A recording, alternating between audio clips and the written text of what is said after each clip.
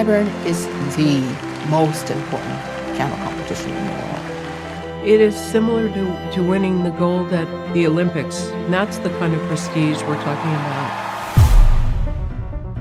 Most of the time, I feel that the young musician, they know exactly when they meet greatness as well. I think Yeonchan Lim is the total package. Artistry, fearsome technique, virtuosity, drama, color, imagination, excitement. I thought it was a staggering display of pianism. I asked him, what are you thinking when you play Mozart? Nothing. You think about nothing? It's working out really well for you. This particular competition, the Clyburn, is not a sprint, it's a marathon.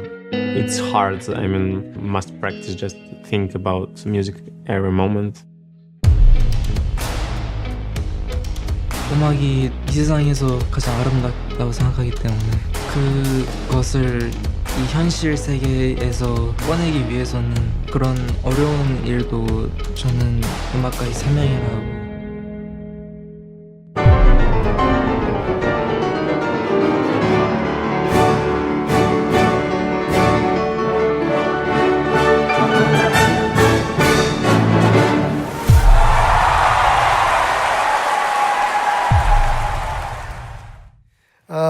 다큐멘터리 영화의 예고편으로 오늘 설교의 문을 열어봤습니다. 보신 것처럼 이 크레센도라고 하는 다큐의 주인공 이민찬 군은 2004년생이니까 올해 꼭 20살이 됐죠. 지금부터 2년 전 2022년에 반 크라이번 피아노 인터내셔널 피아노 컴피티션이죠.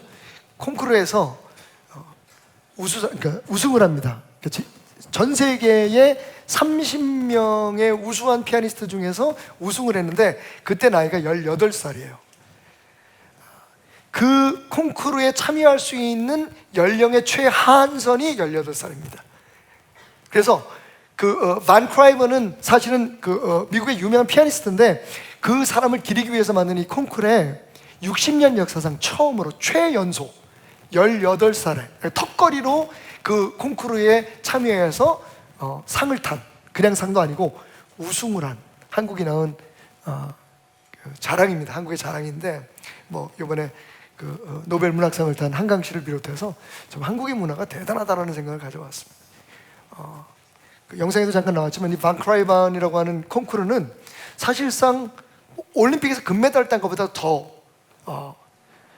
음악계에서는 사실은 노벨상을 탄 것만큼이나 의미가 있는 그런 상입니다. 근데 18살의 어린 소년이 그 상을 탔습니다. 대단하죠? 자, 그러면 기왕 이야기가 나왔으니까 이민찬 군의 연주를 조금만 더 듣고 저는 좀 길게 그날 연주했던 게 라흐마니노프 피아노 콘체르토 3번이었었는데 전체는 다 못 듣겠고요. 뒷부분 맨 마지막에 클라이맥스만 여러분과 잠깐 들어보고 계속해서 말씀 이어가겠습니다. 영상 보시죠.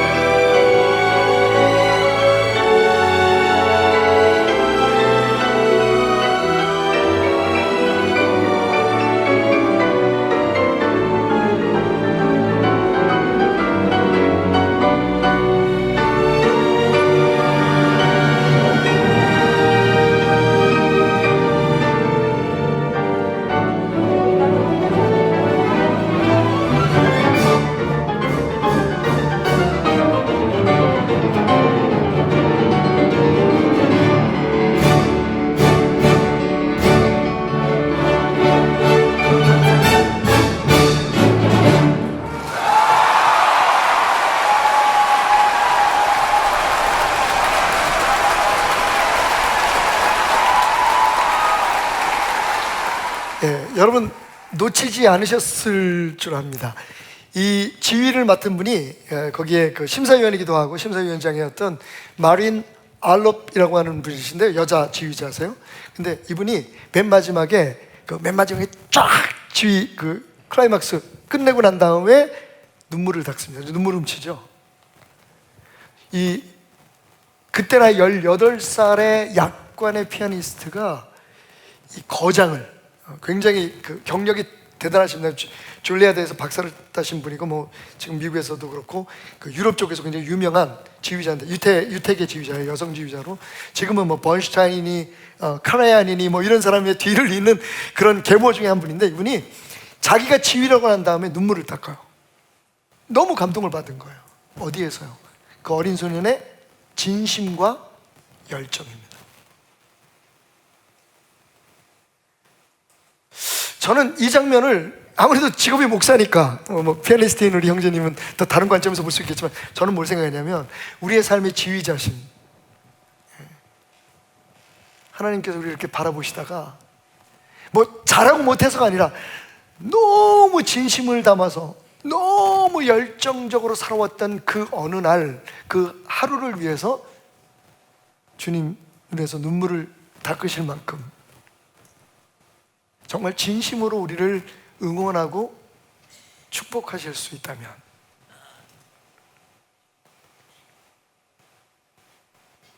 여러분 오늘 우리가 내 평생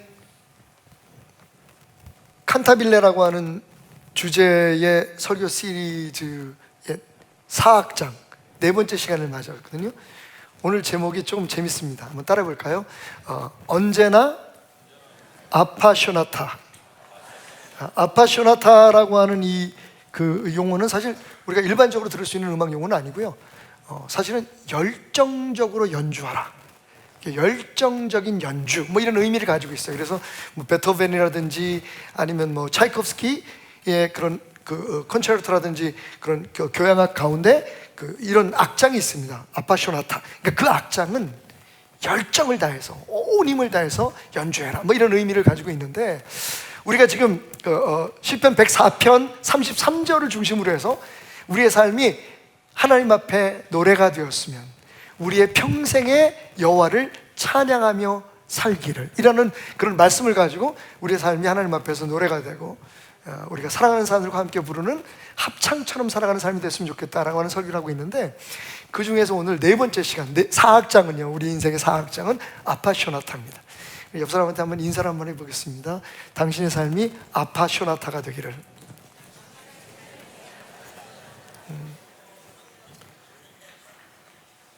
여러분 기억하십시오. 오늘 말씀, 예수님 말씀하시면 내가 온 것은 양들에게 생명을 주고, 할렐루야.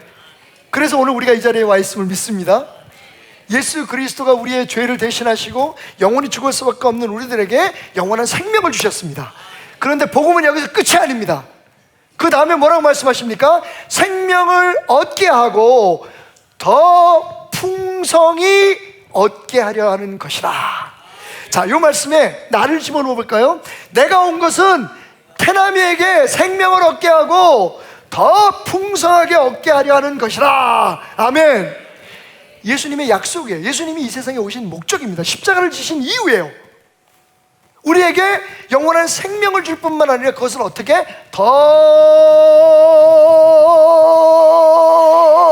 풍성하게. 여러분 따라합시다. 크레센도의 삶에 도전하자. 크레센도의 삶에 도전하자. 그러니까 아파소나타라고 하는 이 단어를 생각할 때, 이 음악 용어를 생각할 때 우리가 빼놓을 수 없는 게 크레센도라고 하는 단어예요. 크레센도가 뭐냐면 점점 크게, 그죠? 점점 강하게. 그럼 크레센도의 반대는 뭘까요? 디크레센도, 데크레센도라고 하죠. 점점점 약하게. 여러분, 하나님께서, 예수님께서 우리에게 약속하신 우리의 생명, 우리의 삶은요, 점점점 크레센도. 그냥 주어진 삶으로 내가 예수 믿고 구원받았어, 난 이미 천국 갔어, 이러고 매일매일 똑같은 일상적인 삶을 살 게 아니라 그 삶이 매일매일 더 강해지고 더 매일매일 축복되고 더 매일매일 풍성해지기를 주님으로 축원합니다. 근데 이게 우리가 원하는 것에 끝나는 게 아니라 하나님의 약속이에요. 우리 운명입니다. 정말 우리가 예수를 제대로 믿으면, 열정적으로 믿으면 우리의 삶은 어떻게 된다? 크레센도. 예? 우리의 삶은 크레센도가 되는 겁니다. 우리 한번 해볼까요? 처음에는 이렇게 크레센도의 효과를 살리려면 처음에는 피아노로 시작해야 됩니다. 피아니시모로 시작해볼까요? 시작. 이거 뭐 소리가 왜 이래? 진짜 다양한데? 이건 무슨 화음일까요? 근데 너무 좋아요. 하나님 보시게. 자, 시작. 이게 자연 화음이 되네? 듣기는 좋지 않지만 어쨌든 자, 제가 이렇게 사인을 줄게요. 우리 지휘자님처럼 크레센도 사인을 줄 거거든요. 그러면 여러분 소리 커져야 되는 거예요. 준비. 작게부터 시작. 시작.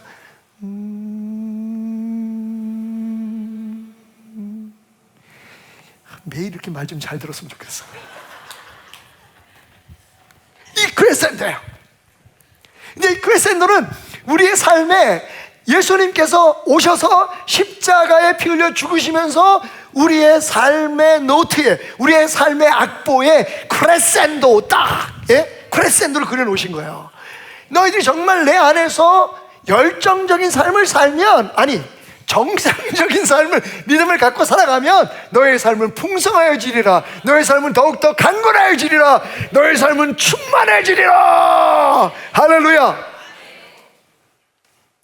그것이 우리의 삶의 본질이고 운명인 것을 알아야 해요. 이게 복음의 능력입니다.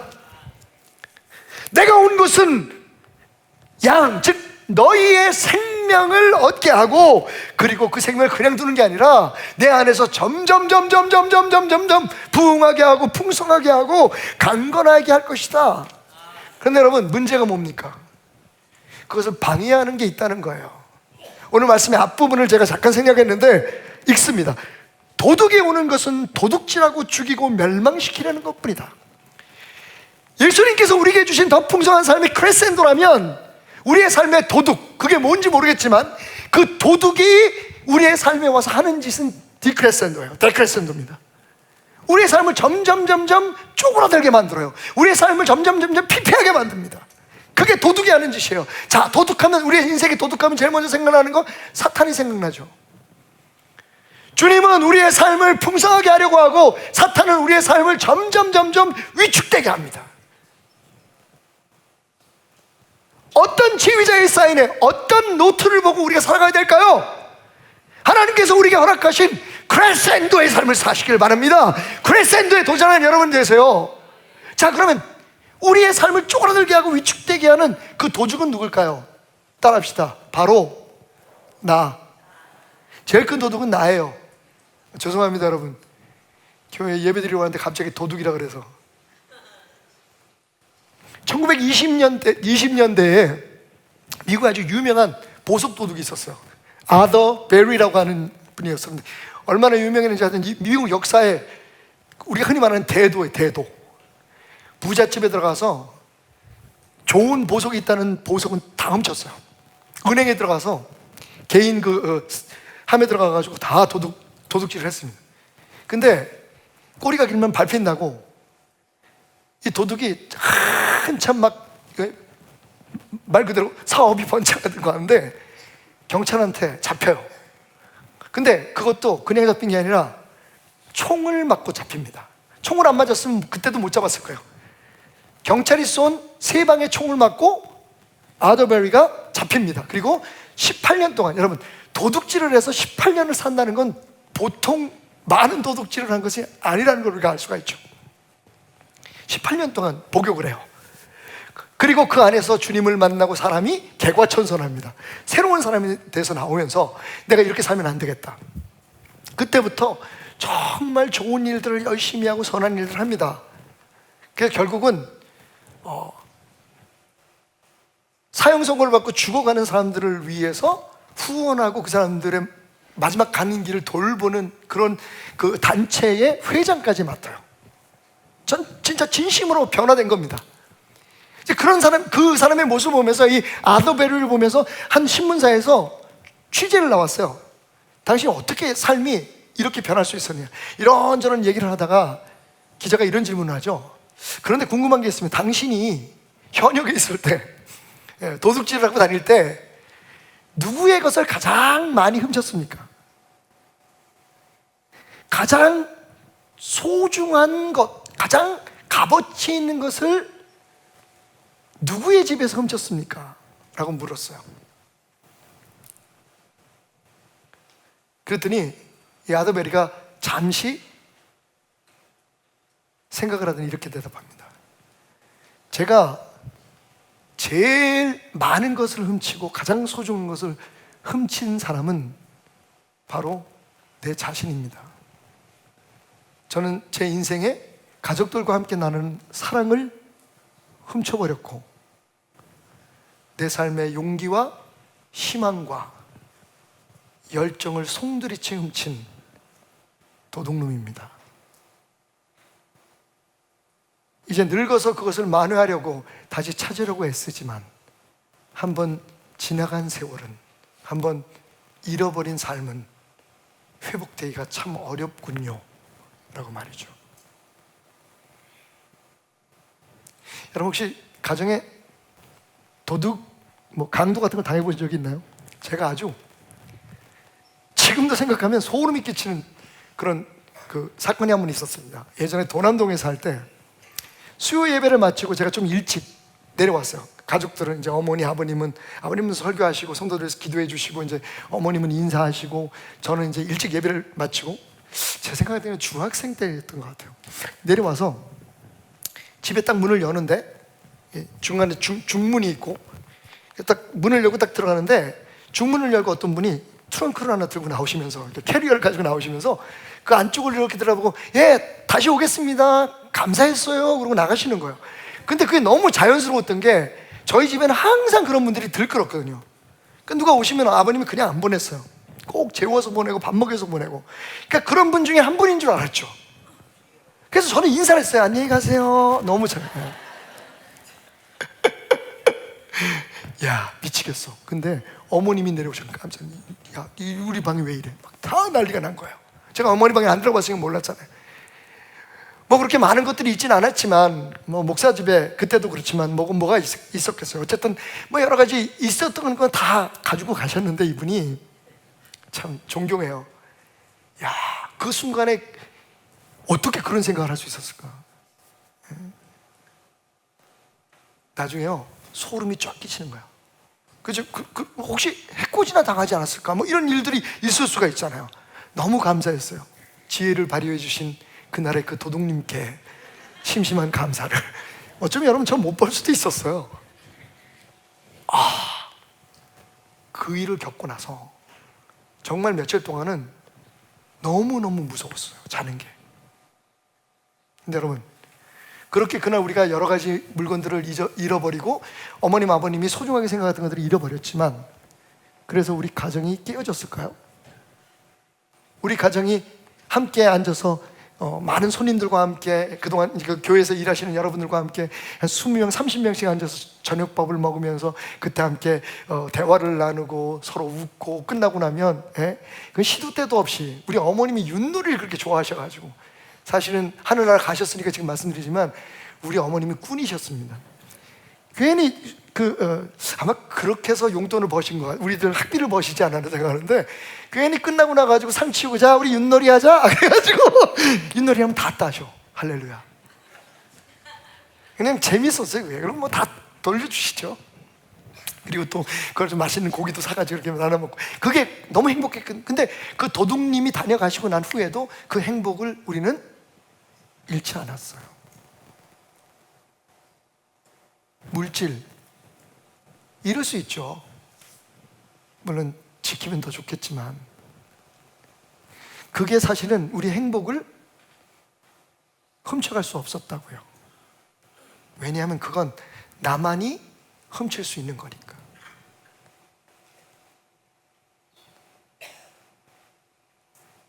우리를 죽이고 우리의 생명을 뺏고 우리를 잠깐만 위축시키고 우리를 주저앉게 하려고 하는 데크레센도의 삶을 살게 만드는 것은 바로 우리 자신입니다.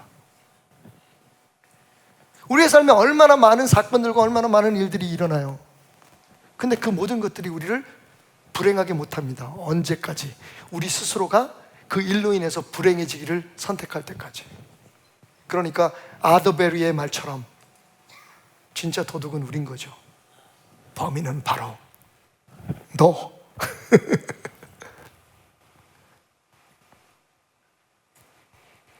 예수님이 우리 안에 계시면 크레센도가 되는 거예요.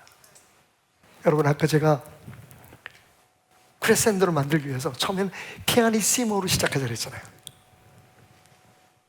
우리가 제일 좋아하는 말씀 중에 하나가 그거잖아요. 시작은 피아니시모지만 그 끝은 포르테.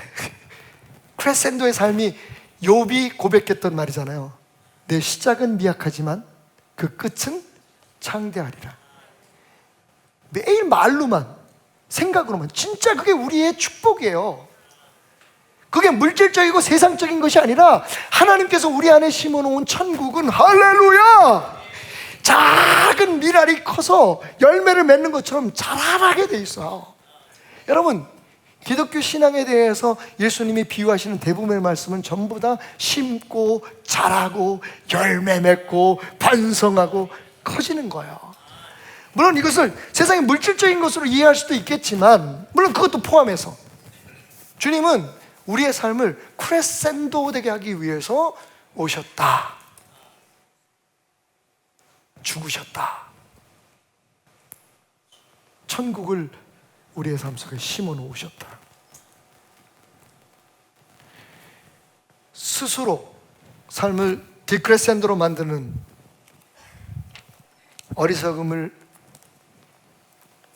버리시기 바랍니다.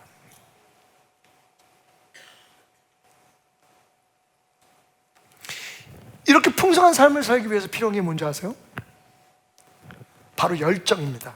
이민찬 군은 삶의 가장 아름다운 게 음악이라고 생각해요. 근데 그런 말한 사람이 이민찬 군만이 아니라 그 레오나르드 번슈타인 같은 분도 뭐라고 얘기했냐면, 삶에 가장 정직한 답을 줄 수 있는 것이 음악이다. 우리는 물론 신앙이라고 얘기하겠지만, 그래서 여러분, 슬프면 슬픈 대로, 기쁘면 기쁜 대로 노래로 그것이 음악으로 화해질 때 거기에서 위로가 있고 치유가 있다는 거예요. 근데 어린 소년이, 18살 소년이 그 얘기를 해요. 이 아름다운 음악의 진가를, 그 가치를 꺼내내서 세상에 보여주는 것, 그리고 세상에 나눠주는 것이 힘들지만 나 같은 음악가의 사명입니다. 돈 벌고 유명해지는 게 그 어린 소년의 희망이 아니에요. 이렇게 얘기하잖아요. 그 상을 땄어요. 여러분, 상상해보세요. 30명의 전 세계에서 가장 유명한 피아니스트들이 다 모였는데 거기에서 상을 탔단 말이에요. 1위를 했어요. 1등을.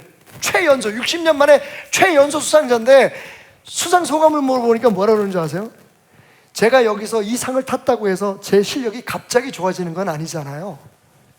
이제 다시 가서 연습을 시작하겠습니다. 그러면서 다른 미디어와의 인터뷰에서 이런 얘기를 해요. 저는 친구도 많지 않고, 저는 세상의 것들을 많이 즐기지 않습니다. 왜냐하면 제가 홀로 있을 때 바흐나 베토벤이나 그분들이 정말 영혼을 끌어올려서 만들어 놓은 그 음악을 세상에 그 영혼까지 전할 수 있는 연주자가 될 수 있기 때문입니다. 아카펠라잖아요. 막 세상에서 친구들 많이 만나고 다 좋아요, 그죠? 그 소셜라이즈하고 그냥 그런 펠로우십 갖고 이런 거 좋죠. 인간이 살면서 그렇게 살아야죠. 하지만 여러분, 적어도 삶의 어떤 부분에 있어서는 정말 하나님과 독대해서 자기의 삶에 진짜 나는 뭘 위해서 살지? 나는 이 세상에 왜 존재하지? 근데 우리의 문제가 뭐냐면 someday 신드롬이에요. 한번 따라해 봅시다. someday 신드롬을 벗어나자. someday 신드롬이라는 건 언젠가 증후군이에요. 언젠가는 내가 할 거야. 이러다가 내가 몸 다 버렸다니까. 이제 와서 한 달 전에 헬스클럽을 끊었는데 그 사이에 왜 노는 날이 그렇게 많지? 그 사이에 또 행사들이 너무 많았어요. 그러다 보니까 한 지금 2주째 못 가거든요. 스물스물 어떤 두려움이 저에게 엄습해 오냐면, 이러다가 이제 또 끝나나 보다. 3개월 끊어놓고 2개월 채운 적이 별로 없어서. 그러면서 저는 그러죠. 언젠가 또 다시 시작하겠지. 언젠가 다시. 그러다가 하루에 알약 2약을 먹어야 되는 당뇨병이 걸렸다니까. 목사님, 운동하셔야죠. 여보, 몸 관리해야죠. 영성만큼 중요한 건 건강이에요. 그래, 걱정하지 마. 나 언젠간 하지. 언젠간 할 거야. 언젠가. 그게 30년이에요. 여러분, 정말 열정이 있다면 제가 그렇게 못할 거예요. 그러니까 뭔가 제 안에 그런 게 있어요. 아, 뭐 다 잘 되겠지 뭐. 이렇게 살다가 뭐 다 그렇게 사는 거지 뭐. 천년 만년 살아가는 그냥 살다가 적당히 살다가 하나님 지켜주시겠지 주의 일하는데. 근데 여러분, 어떤 분들은 보면 정말 몸을 위해서 많은 걸 투자하고 시간을 투자하고, 그죠? 어떤 분들은 진짜 물질을 위해서 많은 걸 투자하고. 근데 저는 한 가지 이제 열심히 투자한 게 있어. 제가 여러분, 대한민국에서 소문난, 적어도 베델교에서 소문난 사랑꾼 아닙니까? 누가 할렐루야, 잠깐. 어느 정도냐면 제가 달리는 버스에서 뛰어냈다는 얘기 몇 번 했죠. 또 하면 한 97번째 하나 보다. 정혜 씨하고 약속 없이 제가 그 집 앞을 찾아갔어요. 그래서 기다리는데 안 오는 거예요. 그날따라 교회 친구들하고 어디를 다녀온 거예요. 어떤 새끼하고, 죄송합니다, 갔다 왔는지. 그래서 기다리는데 안 오는 거야. 그래서 너무 기다리다가 이제 안 됐어. 나 이제 집 돌아가야겠다라고 버스를 딱 탔는데, 딱 창밖을 보니까 그때 우리 사랑하는 정혜가 걸어오는 거예요. 여러분, 차는 출발했어요. 이제 막 출발해가지고 가속도를 붙이려고 딱 하는 순간에 제가 어떻게 했을까요? 아저씨! 스톱! 아저씨 깜짝 놀라, 운전하시는 아저씨가 깜짝 놀라가지고 브레이크를 딱 밟아서 왜 학생 왜 그래? 그랬더니 아저씨 전 내려야 돼. 그랬더니 왜 무슨 일이 있어? 갑자기 문을 열어주시더라고요. 그리고 제가 딱 뛰어나서 아마 잠시 버스가 멈춰 있는 거 보면 무슨 일인가 이렇게 지켜보고 계셨나 봐요. 그래서 제가 어떤 예쁜 소녀 앞으로 달려가는 모습을 보고 이 아저씨는 틀림없이 그랬을 거예요. 미친놈. 한 번쯤 다 경험 있지 않으세요? 한 번쯤 다. 여러분, 사랑하면 열정이 생기잖아요. 물론 뭐 성격에 따라 좀 다른 분들도 있어요. 근데 사실은 표현하는 건 어쩔지 모르지만 마음속에 열정이 생겨요. 저는 지금은 많이 이제 뭐 이렇게 그래 여보, 그래, 야 저 사람 저 입은 미국 구두 참 보기 좋다. 언젠간 내가 사줄게. 지금은 그래요.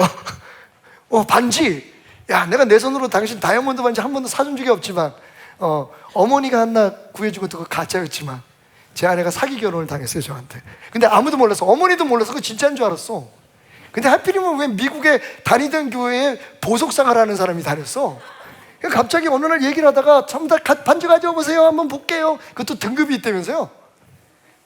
근데 제 아내 거를 그때 이제 전도사 부인인데 딱 보더니 아무 말 못하는 거예요. 말씀해 주세요. 둘 중에 한 사람 너무 좋은 거든지 가짜든지. 그냥 웃고 말았어요. 왜냐하면 그게 우리의 뭐 다들 마찬가지겠지만 그것 때문에 결혼한 건 아니었으니까. 근데 여러분, 제가 정말 뜨거웠을 때, 철없었을 때, 저는 정혜를 위해서 내가 뭘 해야겠다고 생각하거나 무슨 말을 해야겠다고 생각하면 참을 수가 없었던 것 같아요. 성격도 그렇지만. 교회 온 지 얼마 안 되신 분들 그 정혜가 누구냐 생각하는데 제 마누라요. 제가 그런 사람이에요. 지금까지 데리고 산다니까. 대단한 거지. 그래서 제가 사랑꾼이라고 얘기하잖아요.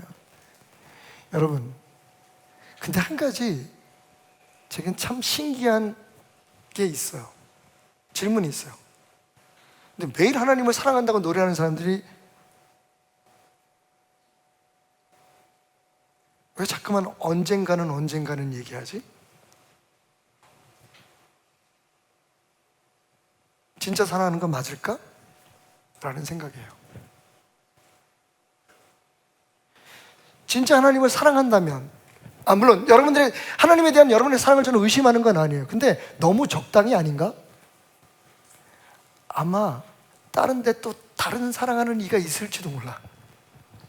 바람 피는 거지 뭐. 여러분, 뭔가 좀 비유가 적절해 보이지 않습니까? 우리가 하는 일들이나 우리가 성취하려고 하는 어떤 일에 대해서 열정을 가지고 있을 때 우리가 미루나요? 우리 자신은 물론이고 주변 사람들까지 피곤하게 만들잖아. 그게 열정이라는 거잖아요. 패션, 아파쇼나타. 정말 우리 안에 무엇인가를 진짜 사랑하고 있다면 한 가지는 분명해요. 그것을 위해 우리의 가슴은 타오를 수밖에 없어요. 그리고 일들을 미룰 수가 없습니다.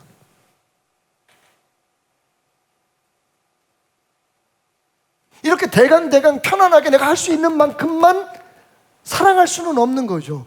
둘 중에 하나예요. 진짜 사랑하지 않거나 아니면 양다리를 거쳤거나.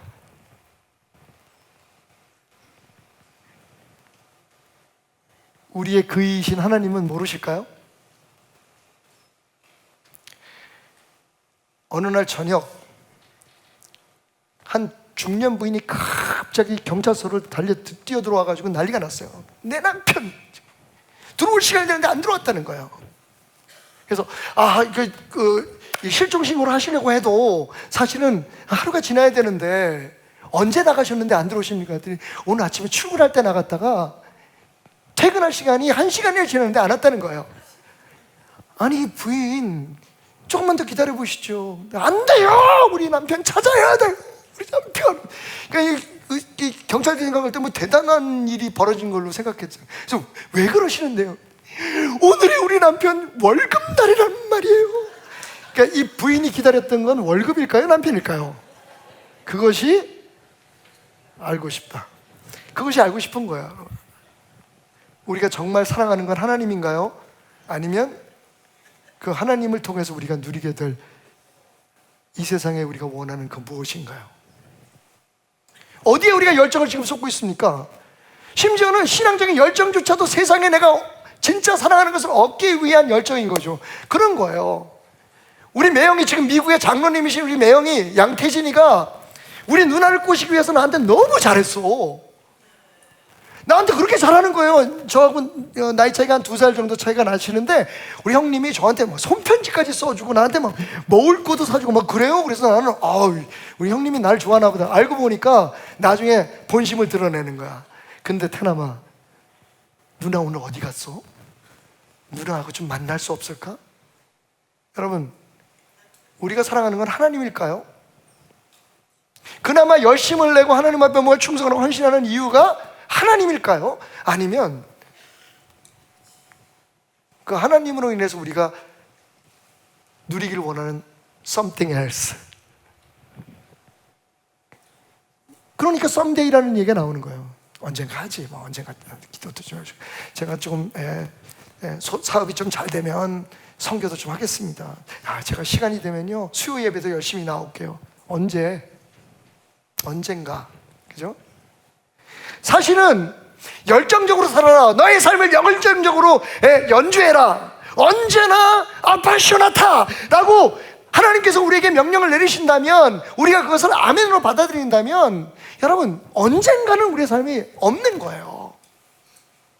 그 어린 소년도 정말 세상에 훌륭한 피아니스트가 되기 위해서, 그것도 자기 자신을 위해서가 아니라 그 누군가 모든 것을 쏟아놓고 만들어놓은 그 음악의 우물에서 그들의 영혼을 끌어내서 사람들에게 그냥 중간에서 배달하고 통로가 되는 역할만 하기 위해서도 하루에 8시간씩 쉬지 않고 이미 정상에 올랐음에도 노력을 하는데, 우린 도대체 하루에 몇 시간을 몇 분을 기도하고 일주일에 몇 번을 하나님의 말씀을 봅니까?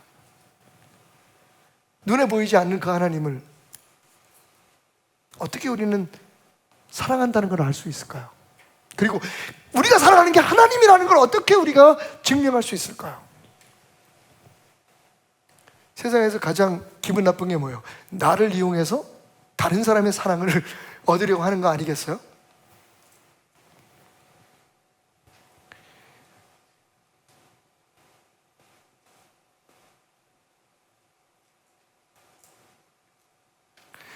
여러분, 이 언젠가의 생존에서 벗어나시기 바랍니다. 당신의 가슴이 다시 하나님을 향한 그 사랑으로, 처음 주님이 나를 위해서 십자가에 피 흘려 죽으셨구나, 그 사랑 막을 길 없도다, 그 고백을 했을 때의 그 감격이, 여러분, 그래서 우리가 찬양을 부르는 거예요. 내가 만든 찬양 아니잖아요. 내 고백이 아닌데 그 찬양의 가사를 듣다 보면 내가 하나님이 정말, 여러분, 하나님을 예배하는 게 내 삶의 기쁨이라는 그 고백이 그냥 자꾸만 우리의 입을 통해서 반복되고 우리의 생각을 통해서 우리 가슴을 통해, 그래서 우리 안에 그분을 향한 사랑을 다시 되살리게 하는 것이 찬양이고 예배잖아요.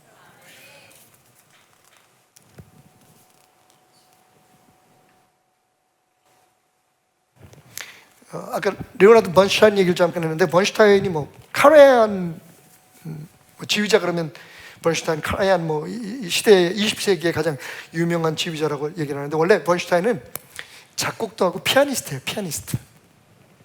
근데 그 유명한 오케스트라의 지휘라고 세계 최고의 지휘자가 됐음에도 불구하고 피아노를 하루에 몇 시간씩 연습을 하는 거예요. 나이가 다 늙어서 머리가 하얘지고 진짜 뭐 손가락을 움직이기 어려울 때까지 끝까지 피아노를 치더라는 거죠. 그래서 주변 사람들이 물어봤대요.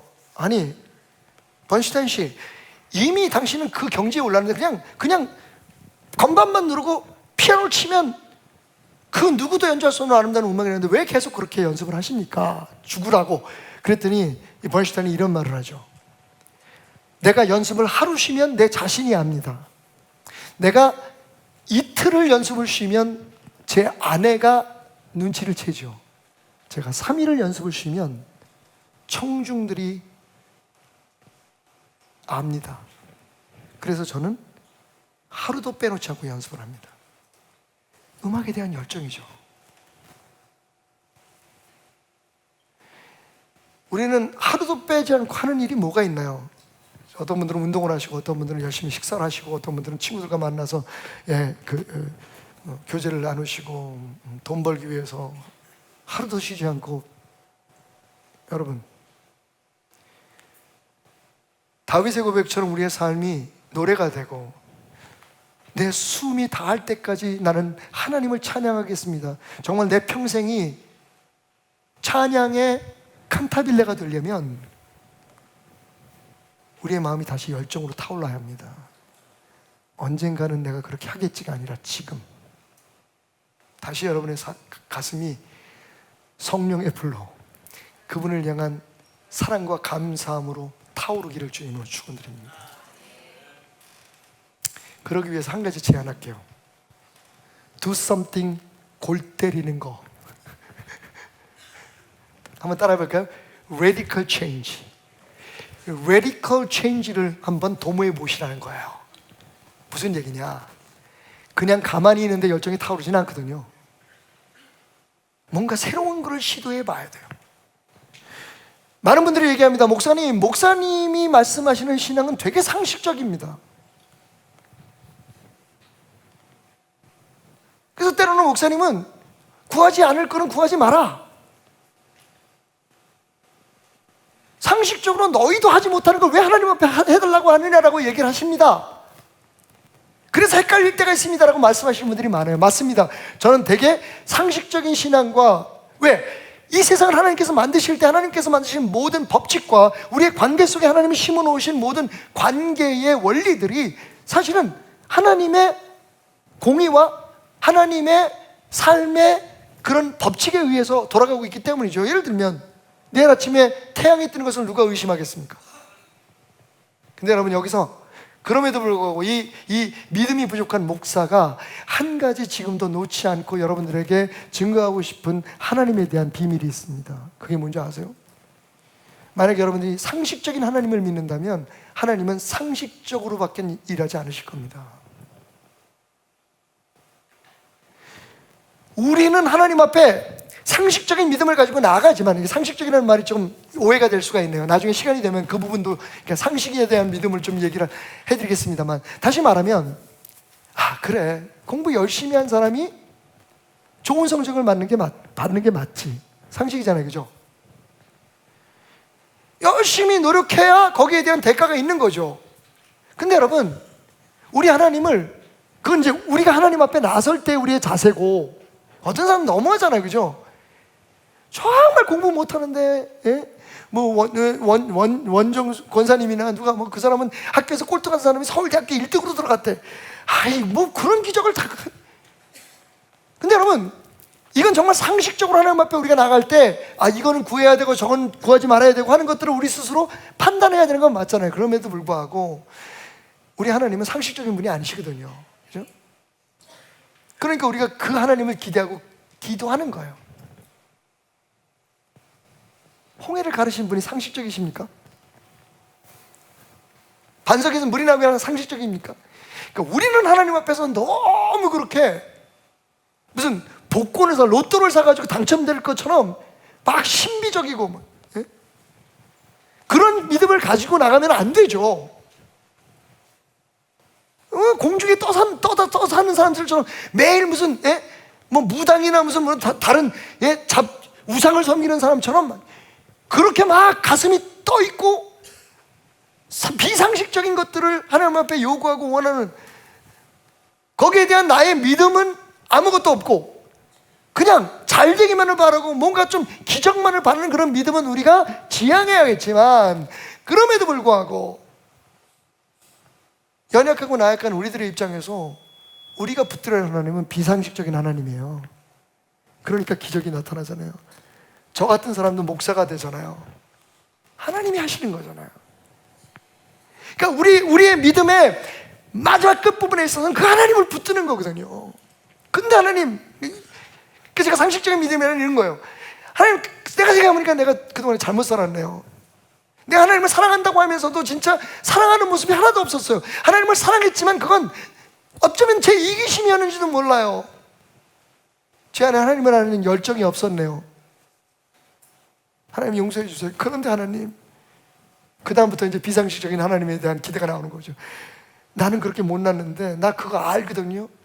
근데 전 하나님이 필요해요. 근데 하나님, 저는 하나님의 비상식적인 은혜가 지금 필요해요. 하나님 한 번만 저를 도와주시면 오늘 제가 하나님 앞에 기도하고 깨달은 것들을 내 삶에서 언젠간 그렇게 할 거야, 그렇게 할 때가 있겠지라고 미루지 않고 지금부터 실천하고 헌신하며 살아갈게요.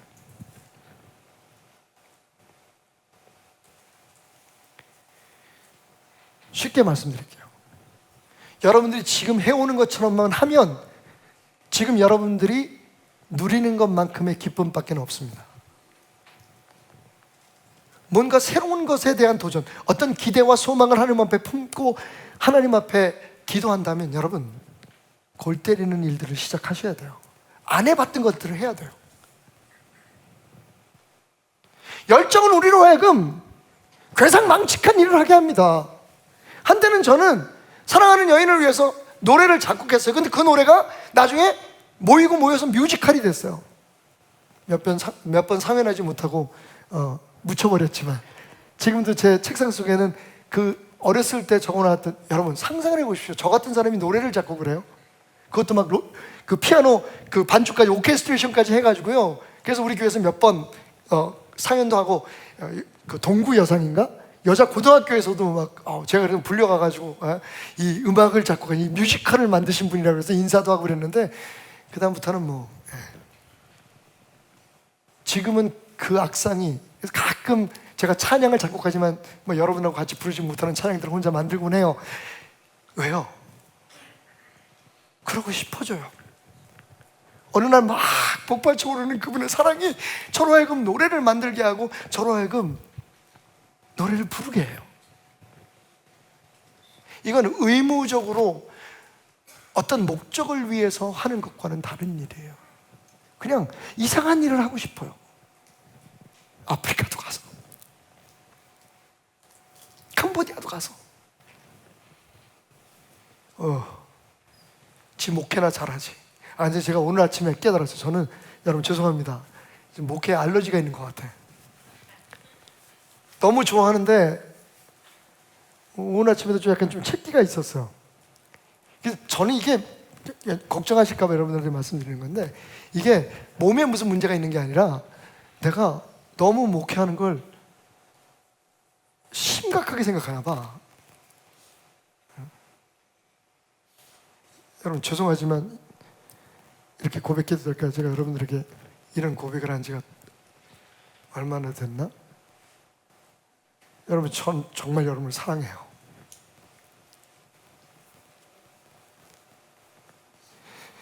믿거나 말거나 저는 제게 아무것도 안 남아도 좋아요. 그냥 제 아내와 제 가족들에게 우리의 삶이 흥얼거리는 노래가 되고, 하나님 앞에 그래 우리 잘 살았어 라고 자녀들 앞에, 제가 감동한 건 우리 손자 이름, 이제 아버지가 미국 시민이니까 친손자 그 영어 이름을 뭐라고 졌을까 궁금하잖아요.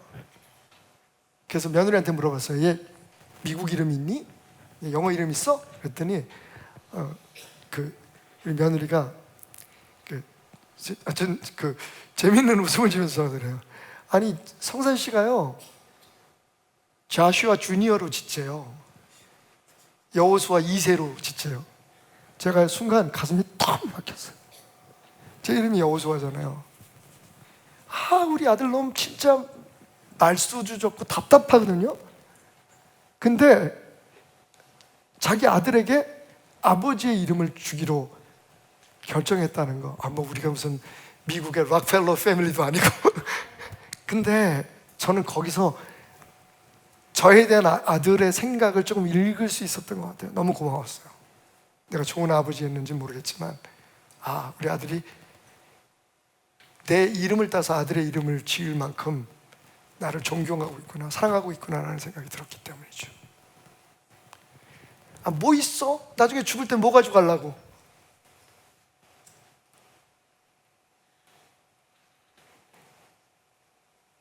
그래서 목회는 저한테 버거운 것 같아요. 그러니까 끝까지 짊어지고 해야 될 짐 많은데 그게 십자가라면 십자가인 것 같아. 내려놓을 수는 없는데 저는 그냥 편안하게 할 수는 없는 것 같아. 오늘 아침에 뭐 책기가 있어가지고, 다행히 어제는 좀 잠을 조금 잤어요. 12시에 교회 나와서 조금 기도하고 책 좀 보다가 또 교회에서 이제 못 자겠더라고. 그래서 새벽 2시에 다시 집에 들어가서 아내 곁에서 좀 자고, 아침에 나오는데 6시에 나오는데 속이 막 안 좋은 거예요 또.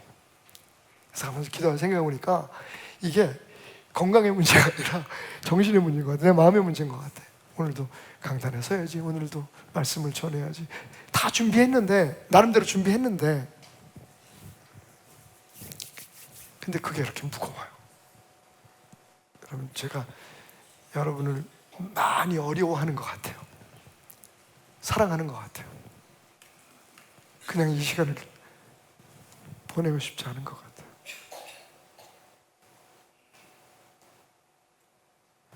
그래서 저는 엉뚱한 짓을 항상 생각합니다. 어떻게 하면 여러분의 마음속에 진짜 그분의, 제 사랑은 그 사랑도 아니지 뭐. 여러분을 향한 그분의 사랑에 비하면 저는 아무것도 아니고, 저는 말 그대로 그분의 사랑을 퍼서 여러분에게 전달하기 위해서 이렇게 매일매일 힘들어하는 거지, 사실 제 사랑은 사랑도 아니죠. 근데 이렇게 힘들고 버겁잖아요. 그냥 막 설 수가 없다고요. 여기 설교뿐만 아니라 교회를 이끌어가고 여러분들이 와서 저는 교회에서 진짜 하나님을 만나는 기쁨이 있었으면 좋겠어요. 여러분들에게 뭐 최선의 서비스예요. 막 편안하게 여러분들 왕처럼 모실 수는 없지만, 그런데 여러분 스스로가 주님을 만나고 그 사랑에 겨워서 집에 들어갈 때는 콧노래를 부르며 돌아갈 수 있는, 아니면 마음속에 깨달음이 있어서 주님 앞에 기도하면서 감사하면서 돌아갈 수 있는 그런 교회가 됐으면 좋겠어요. 교회에 나오는 게 무슨 막 복 받기 위한 어떤 의무나 그런 게 아니라 정말 오늘도 나는 정말 축복스에 살았구나. 여러분, 오늘 당신의 마음속에 하나님을 향한 열정은 물론이고 사랑하는 사람들에 대한 열정도 다시 터올랐으면 좋겠어요. 옛날에 좀 살기 어려웠지만 검정 비닐봉지에 아이들을 위해서 바나나 몇 개 담아서 들어갈 때 그 기쁨, 그죠?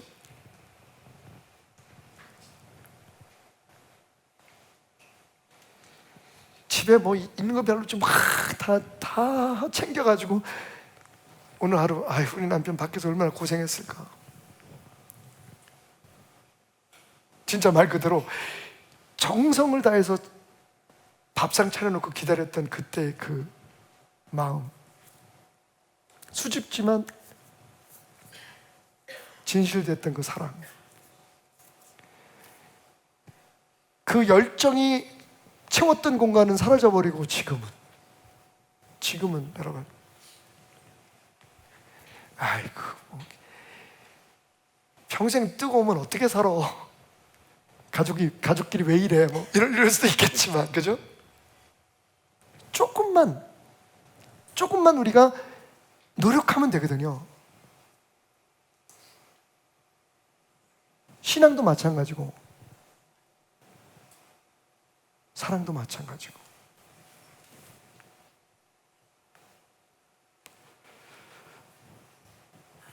얼마 전에 어떤 분이 오셔서 목사님 나 신학 공부하고 싶어요. 그래서 왜요? 그랬더니 제가 신학 공부를 하면 우리 자녀들이 잘 될 것 같아서요. 그래서 제가 그랬어요. 섬김은 복받기 위해서 하는 거 아닙니다. 헌신은 복받기 위해서 해서는 안 되는 겁니다. 그것이 당신의 사명이고, 그것을 통해 당신이 하나님을 사랑한다고 하는 것을 보여줄 때 하나님께서 그 다음에 주시는 건 주시는 거지. 그건 종교입니다 라고 얘기했더니, 그럼 성신신학교 들어오지 말아야겠네? 그리고 다른 신학교로 가버렸어요. 거기서는 자기네 등록하면 복 받는다고 얘기했나 봐. 그럴 수 있죠. 우리 모두에게는 종교심이 있습니다, 여러분. 제가 말씀드린 것처럼 그래서 상식적이지 않은 하나님을 기대하고 바랄 수밖에 없는 거죠. 우리가 약하니까. 그럼에도 불구하고 그런 사랑은 티가 나고 발각되기 마련입니다. 조금 작아도, 조금 약해도 진짜 하나님을 사랑한다는 마음이 있으면, 이민찬 군이 피아노 연주를 했을 때 그 어린 소년의 혼신을 다한, 열정을 다한 라흐마니노프 이 연주하나 하기 위해서 그걸 외워서 치고, 그것을 여러분, 이민찬 이제 시라 그래야 되나? 이민찬 군의 피아노 연습하는 이야기를 들어봤더니요, 한 음을 하루에 3시간씩 친대요. 아니 그거 이렇게 눌러보고 또 한 번 눌러보고 똑같이 눌러보고. 그러니까 여러분, 그 안에 얼마나 많은 노트가 있어요. 라흐마니노프 피아노 콘체르토 넘버 3에 얼마나 많은 노트. 근데 그 노트 하나를 그냥 함부로 치는 게 아니에요. 손가락 막 하는 거지만, 여러분 아까 잠깐 보셨나요? 저는 그걸 보고 또 다시 한번 제 자신을 돌아봤는데, 여러분 그 테이블에 앉아가지고 자기 순서를 기다리는 동안에도 그 테이블 위에서 손가락을 연습을 하고 있어요. 풀고 있어요. 와, 우리 신앙은 어떤가요, 여러분?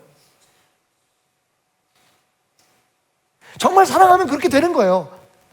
그러니까 억지로 하라 그러면, 진짜 우리 애들 죽하고 피아노 그 학원 다니고 막 이런 애들 있잖아요. 그 기술을 배우려고. 근데 그게 아니라 즐기니까 이게 세계 탑이 될 수 있는 거예요. 그래도 나는 부족합니다라고 얘기할 수 있으니까. 그래서 이것도 해보고 저것도 해보고 자꾸만 새로운 것들을 시도해보는 거예요. 신앙생활도 마찬가지고 우리의 사랑도 마찬가지인 거죠.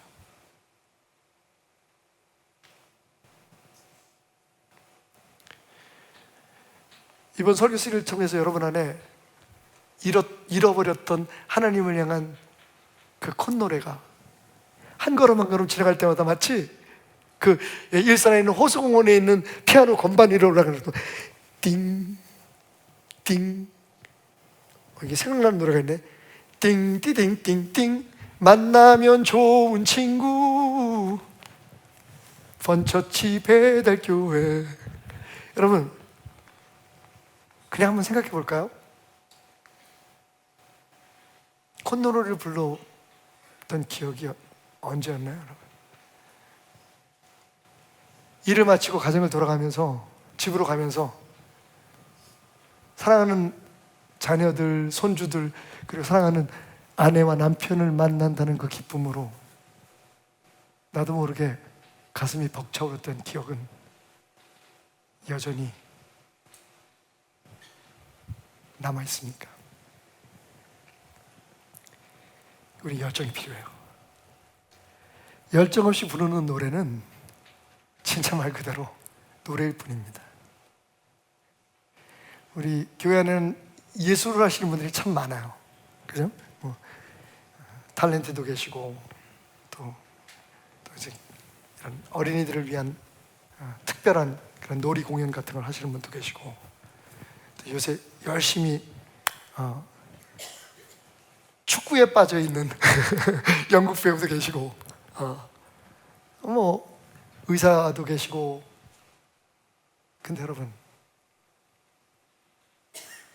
그냥 이게 생존을 위해서 어쩔 수 없이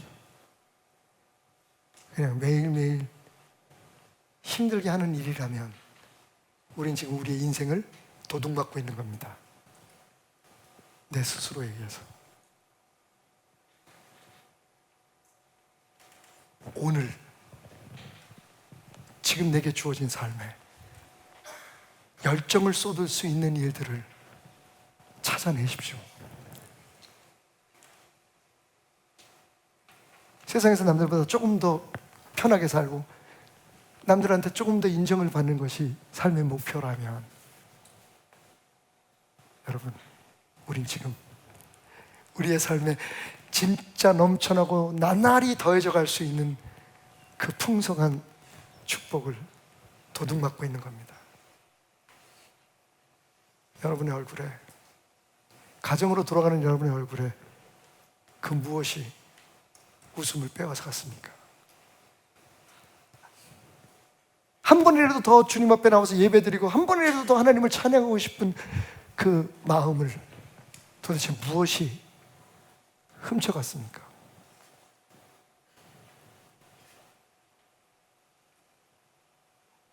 여러분의 삶이 노래가 되고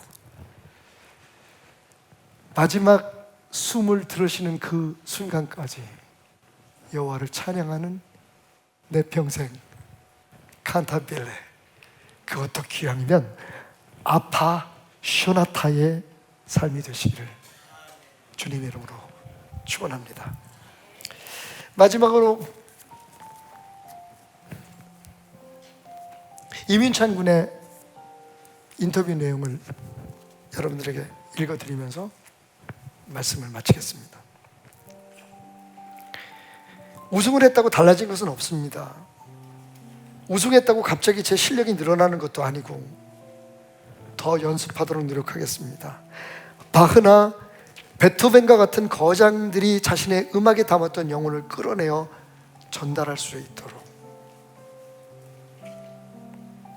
사도 바울은 이렇게 고백했습니다.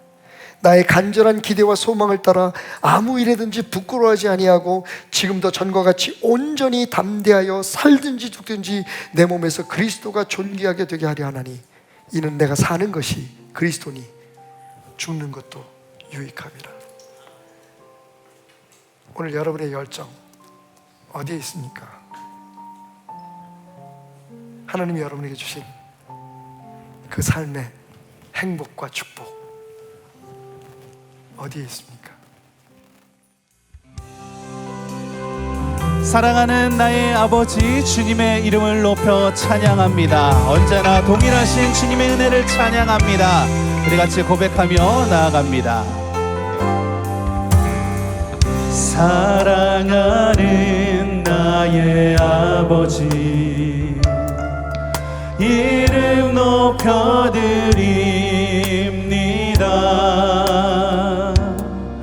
주의 나라 찬양 속에 임하시니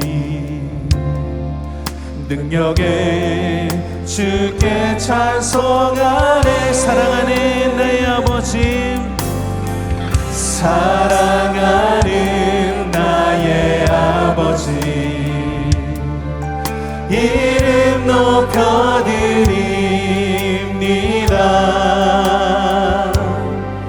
주의 나라 찬양 속에 임하시니 능력에 주께 찬송하네. 전능하신 하나님 찬양 언제나 동일하신 주 전능하신 하나님 찬양 영원히 다스리네.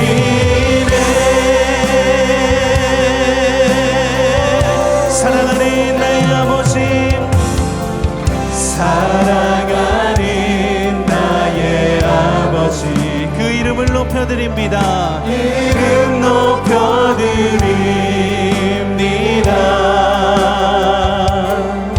주의 나라 찬양 속에 임하시니 능력에 주께 찬송하네. 전능하신 하나님 찬양 언제나 동일하신 주 전능하신 하나님 찬양 영원히 다스리네. 나 주의 이름 높이리. 나 주의 이름 높이리. 하늘 높이 올린 깃발처럼 주의 이름 높이리. 전능하신 하나님 찬양 언제나 동일하신 주 전능하신 하나님 찬양 영원히 다스린 전능하신 하나님 전능하신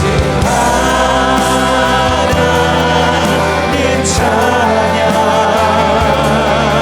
언제나 동일하신 주 전능하신 하나님 찬양 영원히 다스린 우리 마지막으로 고백합니다. 전능하신 하나님 찬양 언제나 동일하신 주 전능하신 하나님 찬양 영원히 다스리네. 영원히 다스리네. 영원히 다스리네.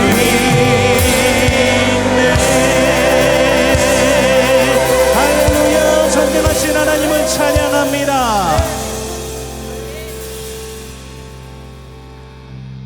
전능하신 하나님 그 이름을 높여 찬양합니다. 언제나 동일하신 주님을 우리가 찬양하며 나가길 원합니다. 성령이 오늘도 내게 임하여 주시옵소서. 내 영혼을 충만케 하여 주시옵소서. 우리 다 같이 일어나서 박수치며 하나님께 영광 올려드리겠습니다. 할렐루야.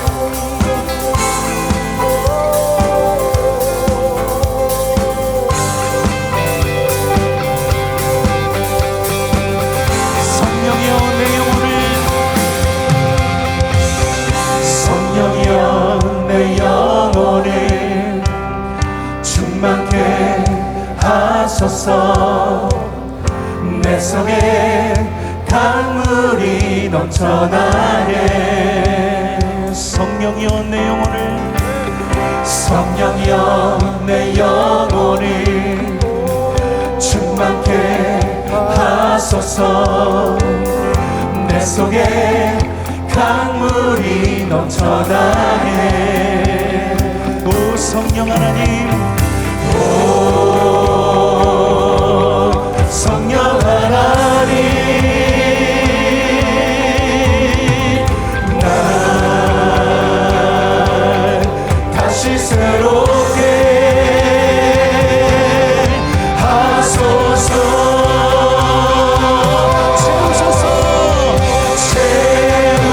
채우소서. 내 영혼이 세상 유혹 다 이기고 다시 주를 닮아가도록. 우리 처음부터 다시 성령이여 내 영혼을 충만케 하소서. 내 속에 강물이 넘쳐나게. 성령이여 내 영혼을, 성령이여 내 영혼을 충만케 하소서. 내 속에 강물이 넘쳐나게. 오 성령 하나님, 오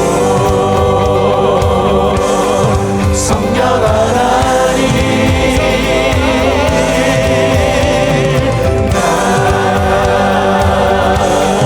다시 새롭게 하소서.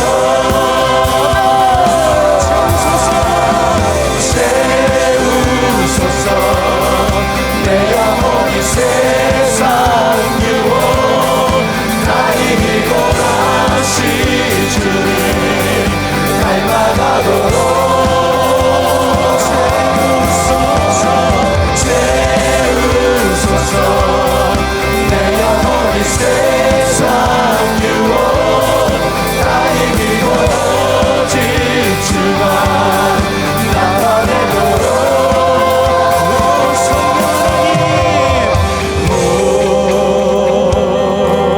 성령 하나님,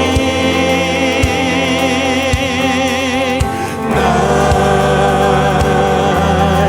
다시 새롭게. 우리 한번더 성령 하나님, 오 성령 하나님, 날 다시 새롭게 하소서.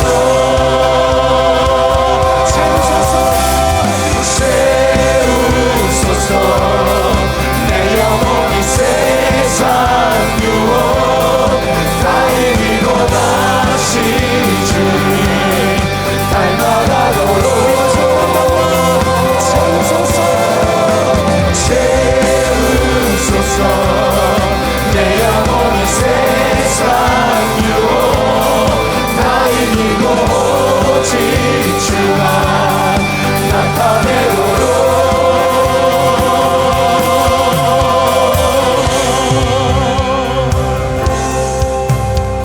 우리 계속해서 찬양하며 나갑시다. 거리마다 기쁨으로, 거리마다 기쁨으로 춤을 추게 하시고, 춤을 추게 하시고. 주의 백성이 기도할 때에, 주의 백성 기도할 때 주여 이 땅을 회복하소서. 이 땅 회복하소서. 산 위에서 계곡까지 우리 찬양 울리네. 하늘에서 열방까지 우리도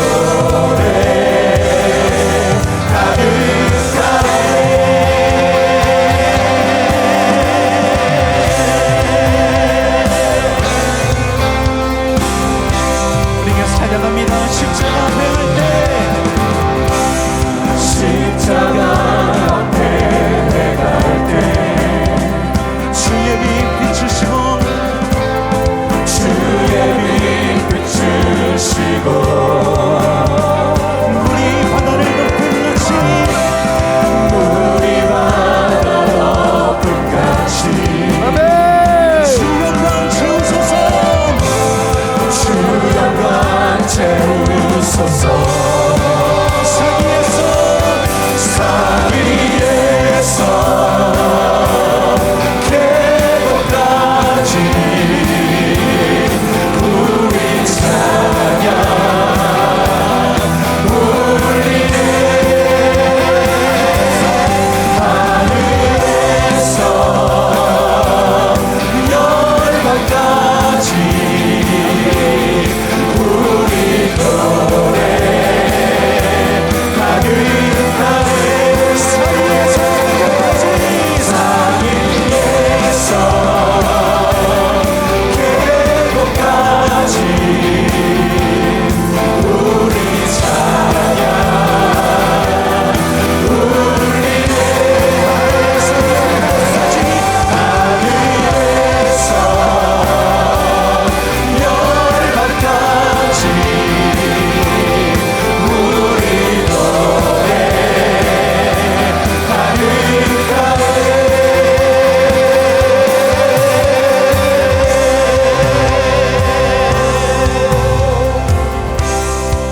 할렐루야, 할렐루야, 할렐루야, 할렐루야, 할렐루야, 할렐루야, 할렐루야,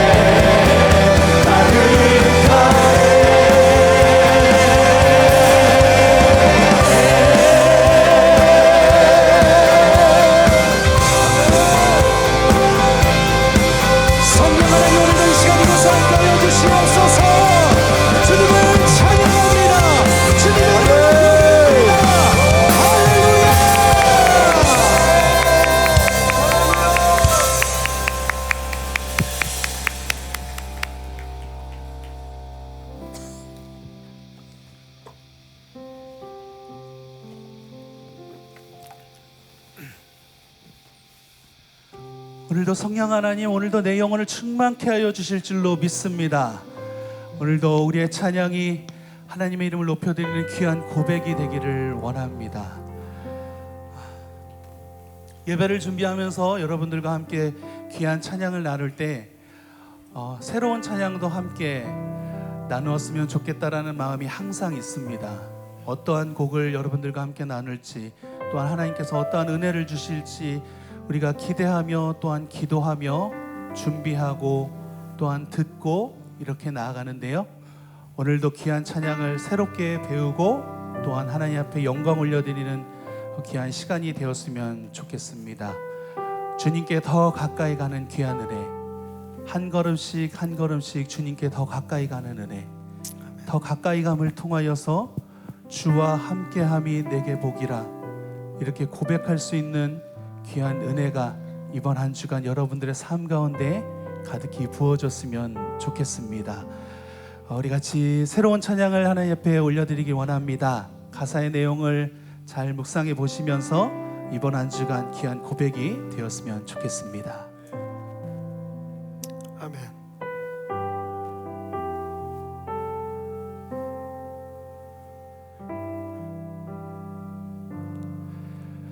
내 아버지 나를 받으소서. 거짓 아닌 진실함으로 주께 나갑니다. 내 아버지 기도 들으소서. 입술 아닌 참 마음으로 주께 나갑니다. 우리 같이 한번 고백하겠습니다. 내 아버지, 내 아버지 나를 받으소서. 거짓 아닌 진실함으로 주께 나갑니다. 내 아버지 기도 들으소서. 입술 아닌 참 마음으로 주께 나가. 한 걸음씩 한 걸음씩 더 가까이 주와 함께함이 내게 복이라. 한 걸음씩 더 가까이 주를 살아감이 돼. 우리 처음부터 다시 한번 고백하겠습니다. 내 아버지, 내 아버지 나를 받으소서. 거짓 아닌 진실함으로 주께 나갑니다. 내 아버지 기도 들으소서. 입술 아닌 참 마음으로 주께 나갑니다. 한 걸음씩 한 걸음씩 더 가까이 주와 함께함이 내게 복이라. 한 걸음씩 더 가까이